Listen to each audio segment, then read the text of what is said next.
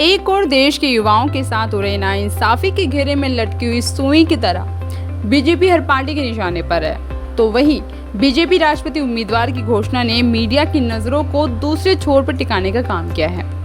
कैसे, पूरी कहानी बताएंगे दोस्तों, लेकिन उससे पहले चैनल को सब्सक्राइब करें, बेल आइकन प्रेस करना ना भूलें ताकि नोटिफिकेशन के जरिए आप पहुंचे हमारे वीडियो तक सबसे पहले। दरअसल राष्ट्रपति रामनाथ कोविंद ने 25 जुलाई 2017 को भारत के 40th राष्ट्रपति पद के रूप में कार्यकाल संभाला था। उनके द्वारा दी गई सर्विस को 5 साल पूरे हो चुके हैं। अब एक बार फिर राष्ट्रपति पद के लिए चुनाव हो रहे हैं। इस पद पर अपनी पकड़ बनाए रखने के लिए पार्टियां धीरे धीरे अपने पत्ते खोल रही हैं। हाल ही में कांग्रेस ने यशवंत सिन्हा को राष्ट्रपति कैंडिडेट अनाउंस किया था। वहीं अब बीजेपी ने अपनी संसदीय बोर्ड की बैठक के बाद एक आदिवासी उम्मीदवार को कैंडिडेट अनाउंस किया है।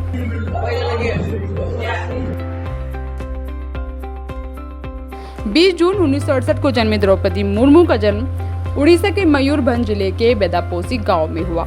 उन्होंने भुवनेश्वर के रामा देवी महिला कॉलेज से ग्रेजुएशन की, जिसके बाद उड़ीसा सरकार के सिंचाई बिजली विभाग में बतौर वह जूनियर असिस्टेंट के रूप में काम करने लगी।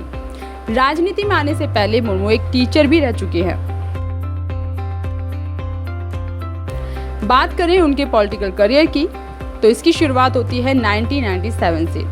इस दौरान वह पहली बार रायरंगपुर नगर पंचायत के पार्षद के रूप में चुनी गई। इतना ही नहीं, आदिवासी कम्युनिटी से ताल्लुक रखने वाले मुर्मू ने बीजेपी की एसटी मोर्चा में पहले उपाध्यक्ष और फिर अध्यक्ष के रूप में भी बड़ी पहचान बनाई।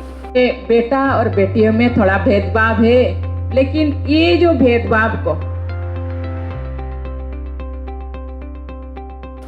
12 मई 2015 को द्रौपदी मुर्मू तब चर्चा में आई जब उन्हें झारखंड की पहली महिला गवर्नर बनने का मौका मिला। दरअसल ये पहली बार था जब किसी आदिवासी महिला को इतने बड़े पद पर रखा गया हो। वह उनके काम और व्यक्तित्व की बदौलत ही उन्हें साल 2007 में उड़ीसा विधानसभा द्वारा सर्वश्रेष्ठ विधायक के लिए नीलकंठ पुरस्कार से भी सम्मानित किया गया।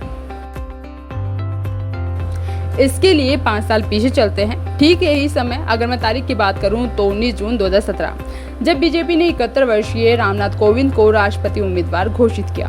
कोविंद एक दलित होने के नाते मीडिया की सुर्खियां बने। दरअसल ये पहला मौका था जब किसी दलित को राष्ट्रपति बनने का मौका मिला। ऐसे में बीजेपी की वाहवाही होना लाजमी था। कुछ ऐसा ही सिक्का पंजाब में कांग्रेस पार्टी ने भी चलाने की कोशिश की, जब दलित नेता चरणजीत सिंह चन्नी को उन्होंने पंजाब सीएम का उम्मीदवार घोषित किया। हालांकि जनता ने उनके इस फैसले को पूरी तरह से नकारा। वहीं अब एक बार फिर बीजेपी ने एसटी कम्युनिटी से ताल्लुक रखने वाली द्रौपदी मुर्मू को मैदान में उतारा है। पार्टी जानती है आदिवासी होने के नाते उनके खिलाफ सकारात्मक वोट आने लाजमी है। अगर द्रौपदी राष्ट्रपति बनती है तो देश की पहली आदिवासी महिला होंगी जिन्हें इस पद पर बैठने का सुनहरा मौका मिलेगा। दरअसल इसका वोटिंग प्रोसेस आम वोटिंग से बिल्कुल अलग होता है। यहाँ जनता राष्ट्रपति नहीं चुनती दोस्तों, बल्कि जनता द्वारा चुने गए सांसद एमएलए राष्ट्रपति का चुनाव करते हैं। हिंदुस्तान टाइम्स की रिपोर्ट के मुताबिक राष्ट्रपति का चुनाव इलेक्टोरल कॉलेज द्वारा डाले गए वोटों से होता है, जिसमें राज्यसभा और लोकसभा के कुल 776 सदस्य शामिल हैं, जबकि 4033 सदस्य विधानसभा से चुनकर आए हैं। इनके कुल वोटों की संख्या 4809 है।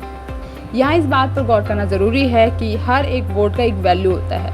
वैल्यू ऑफ द वोट्स की बात की जाए तो विधानसभा के सदस्यों का 5,43,231 है, जबकि सांसदों का वैल्यू ऑफ वोट 5,43,200 यानी कि 10,86,431 के बराबर।